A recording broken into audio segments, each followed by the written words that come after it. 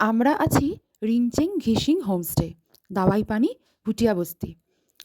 Contact নাম্বারটা video pause করে দেখে নিতে পারেন।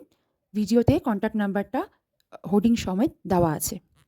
হোমস্টেটা আপার দাওয়াইপানিতেই আছে এবং এখান থেকে কাঞ্চনজঙ্ঘার ভিউ আর দার্জিলিং শহরটার ভিউ খুব পরিষ্কার আর সুন্দর আসে।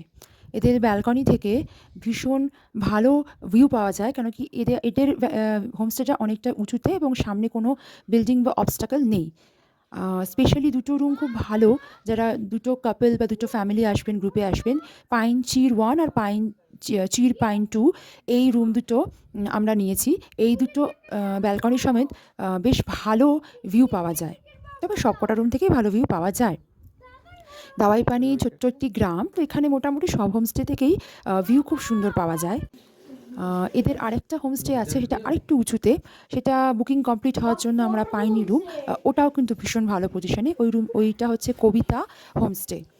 একই ফ্যামিলির দুটো হোমস্টে। ভীষণ ভালো ব্যবহার, ভীষণ ভালো পরিষেবা। রুমগুলো আপনারা দেখতে পাচ্ছেন যথেষ্ট স্পেসিয়াস। বাথরুমটাও কিন্তু বেশ লম্বা। গিজার আপনার সবসময় পাওয়া যাবে। আর মোটামুটি খাবার-দাবার বেশ টেস্টি। এনারা ফ্যামিলি মেম্বার্সরাই রান্না করে দেন গেস্টদের। রান্না কিন্তু সত্যিই খুব সুন্দর। তবে মেনুতে খুব ভ্যারাইটি নেই। মোটামুটি সকালবেলা লুচি তরকারি অথবা রুটি তরকারি বা ম্যাগি, মোমো। আর দুপুরবেলা ভাত, ডালটা খুব সুন্দর বানায়। ওদের লোকাল ডালটাও খুব সুন্দর, আবার আমাদের বাঙালিদের মতো করে মুসুরির ডাল এটাও খুব ভালো বানায়। পাঁপড় থাকে, স্যালাড থাকে। ডিমের ঝোলটা কম্পালসারি দেখছি দুপুরবেলা, তবে খুব সুন্দর ঝোলটা বানায়।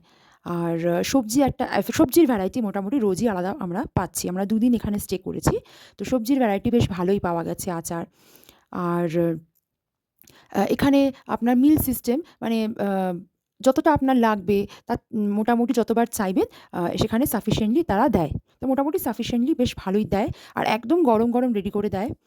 আর বিকেলে স্ন্যাক্সের মধ্যে আপনার সকালে তো চা দেয় কিন্তু বিস্কুটটা দেয় না।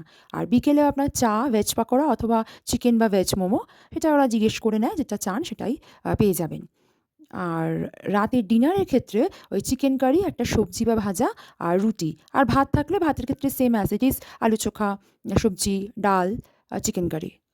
শুধু এগ কারিটা দুপুরে দেয়। এইটা মোটামুটি স্যালাড, পাঁপড়, মোটামুটি ভ্যারাইটি থাকে। খাওয়া-দাওয়ার রান্নার হাতটা ভীষণ টেস্টি। গরম গরম খাবার বেশ পাওয়াই যায়।